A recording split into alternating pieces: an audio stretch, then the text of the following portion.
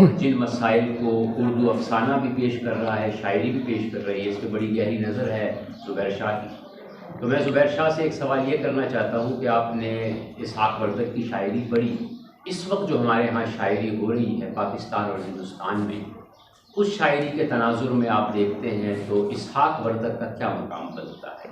جو شاعری اس وقت ہو رہی ہے اس میں اسحاق وردک کی کیا جگہ ہے؟ جی ڈاکٹر زبیر شاہ۔ بہت شکریہ سر۔ افتخار عارف نے ایک جگہ لکھا ہے کہ لفظ خالق کائنات کی نعمت ہے اور مخلوق خدا کی امانت ہوتے ہیں۔ تو خالق، مخلوق اور کائنات کے درمیان یہ الفاظ ترجمان کی حیثیت رکھتے ہیں، اور یہی لفظ جب کوئی تخلیق کار اپنے فن میں سموتا ہے، ان میں نئے معنی بھرتا ہے، تو وہ بذات خود اس کا خالق بن جاتا ہے۔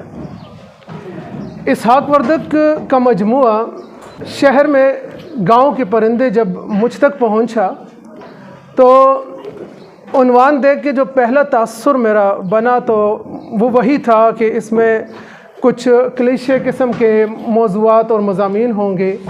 عموماً جو لوگ دیہاتوں سے شہروں کی طرف آ جاتے ہیں اور ان کو جو مسائل درپیش ہوتے ہیں تو ذہن میرا وہی بنا، لیکن میں نے جب ان اشعار کا مطالعہ کیا، اس مجموعے کو دیکھا، تو مجھے اپنے جو پہلی رائے تھی، جو پہلا تاثر تھا، اس کو تبدیل کرنا پڑا، کیونکہ اسحاق کے ہاں ایک نئی تازگی تھی، نیا پن تھا، اور لفظوں کے نئے معنی میرے سامنے آئے۔ اس عنوان میں شہر سے مراد شہر نہیں تھا، گاؤں سے مراد وہ ٹپیکل گاؤں نہیں تھا جس کا عموماً ہمارے ادب میں اظہار ہوتا ہے۔ ہم نے دیکھا کہ نئے دور میں گلوبلائزیشن کے نام پہ گلوبل ولیج بنایا گیا، یک مرکزیت کی بات کی گئی۔ ہمیں اگر ہم دیکھیں تو ٹیکنالوجی کی مدد سے ایک گاؤں تو بنایا گیا، لیکن ہمیں وہ گاؤں کا ماحول میسر نہیں آ سکا۔ وہ جو ایک خالص پن ہوتا ہے، جو مروت، جو احساس ہوتا ہے، جو تقدس اور جو امن کا عنصر ہوتا ہے، وہ ہمیں ملا نہیں۔ اس کے برعکس تمام تر صورتحال سے ہم دوچار رہے۔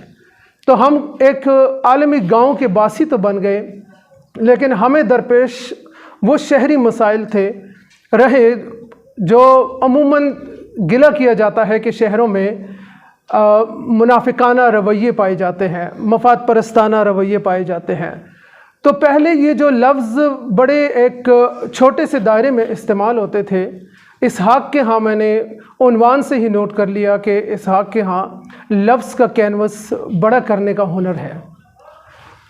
اس کے علاوہ اگر ہم ان کی شاعری کا مطالعہ کریں تو اس میں ایک رد تشکیلی عمل ہے، روایت کو یا پہلے سے بنے ہوئے سانچے کو توڑ کر ایک نئی تشکیل کی طرف ہو جا رہا ہے۔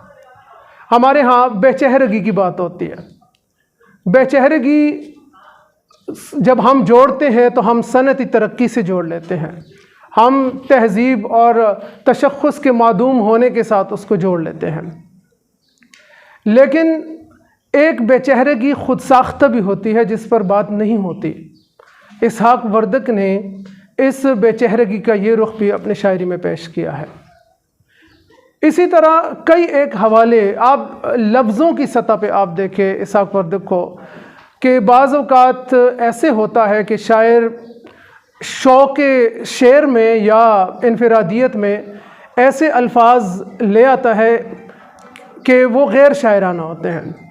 اسحاق کے ہاں ایسے لفظ آپ کو ملتے ہیں، لیکن آپ حیران ہوں گے کہ وہ جو غیر شاعرانہ لفظ ہے وہ ایک عجیب طرح کا نیا مفہوم آپ کے سامنے رکھ دیتا ہے۔ میں ایک لفظ بولتا ہوں تو آپ کو خود پتہ چل جائے گا کہ یہ لفظ شاعری میں کیسے استعمال ہو سکتا ہے۔ وہ ایک کباڑ خانہ، یعنی بندہ سوچتا ہے کہ کسی بھی شاعر کے ہاں اتنا ایک غیر شاعرانہ لفظ کیسے آ سکتا ہے، اور اگر آتا ہے تو وہ کتنا ماہر ہوگا کہ اس غیر شاعرانہ لفظ کے اندر شعریت کا عنصر شامل کرے۔ خواب کے راستے پہ چلتا ہوا، اگر میں غلط نہیں ہوں، خواب کے راستے پہ چلتا ہوا آ گیا ہوں کباڑ خانے میں۔ تو ان کے ہاں ایک جدت موجود ہے۔ رہی بات آپ کی کہ موجودہ دور میں اسحاق وردق کا مقام کیا ہے، تو میں ہمیشہ سے میرا ایک نظریہ ہوتا ہے کہ جس دور میں جس وقت کوئی تخلیق کر رہا ہوتا ہے، تو نہ تو وہ خود اس کا فیصلہ کر سکتا ہے، نہ موجودہ صورتحال اس کا فیصلہ کر سکتا ہے، بلکہ یہ آنے والے وقت پہ ہم چھوڑتے ہیں کہ کس کا فن کتنا زندہ اور جاندار ہے، وہ کتنی دیر تک زندہ رہنے کی صلاحیت رکھتے ہیں۔ لیکن ایک میں نشاندہی ضرور کرانا چاہوں گا یہاں پہ کہ اسحاق وردق کا جب مجموعہ نہیں آیا تھا تو اس سے پہلے ایک ایسا ماحول بن چکا تھا کہ اسحاق وردق کے شعر سے اور اسحاق وردق سے پاکستان اور پاکستان سے باہر بھی لوگ واقف ہو چکے تھے، اور میں سمجھتا ہوں کہ یہ بہت کم ہوتا ہے۔ لوگوں کی عمریں گزر جاتی ہیں اپنی شناخت بنانے میں، اپنی پہچان بنانے میں، اپنا شعر دوسروں تک پہنچانے میں۔ تو وہ جو ایک فضا بن گئی تھی، فضا سے مراد مطلب کہ اسحاق کو قبولیت مل چکی تھی، تو اگر ان کی کتاب سے پہلے قبولیت ان کو مل چکی تھی تو میرا خیال ہے کہ کتاب کے بعد یہ قبولیت تا دیر قائم رہنے والی ہے، اور میں سمجھتا ہوں کہ وہ قائم رہے گی۔